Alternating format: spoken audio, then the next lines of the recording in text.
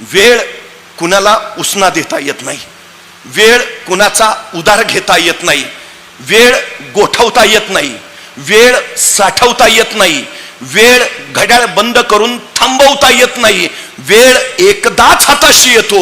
हाताशी असलेल्या क्षणाची ज्याला संधी करता आलं, संधीचं ज्याला सोनं बनवता आलं, त्याला जिंकता येतं. ही सगळ्यात महत्वाची गोष्ट आहे. सगळ्यात.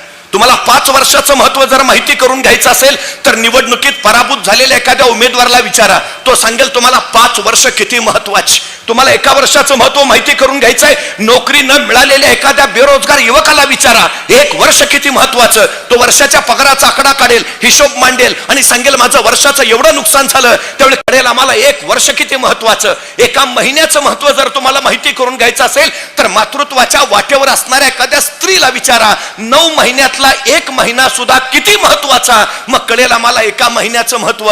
1 आठवड्याचं महत्व जर तुम्हाला माहिती करून घ्यायचं असेल तर एखाद्या साप्ताहिकाच्या संपादकाला विचारा 1 आठवडा किती महत्वाचा. तो सांगेल तुम्हाला आठवड्याचं महत्व.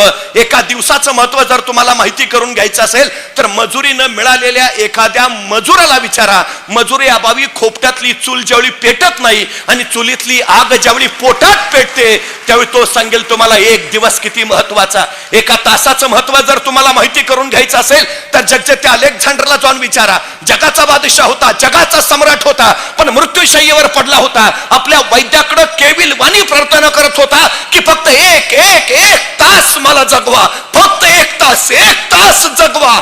त्या जगच्या अलेक्झांडरला जाऊन विचारा 1 तास किती महत्वाचा.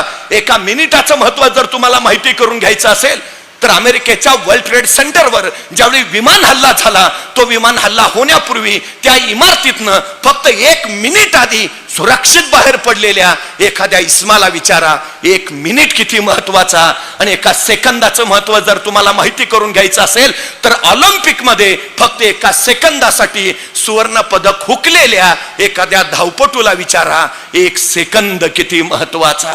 अरे मग सेकंदा, मिनिटा, तासा, दिवसाचं मोल जर एवढं असेल तर आम्हाला मिळालेल्या आयुष्याचं मोल किती आहे हा साधा सहज अर्थ त्याच्या लक्षात येईल. त्याला पहिल्यांदा ही गोष्ट, कारण अपार वेळ वाया घालवणारी माणसं आहेत. अपार सगळ्यात महत्वाची गोष्ट आहे ती, त्याला वेळेचं मोल, वेळेचं महत्व.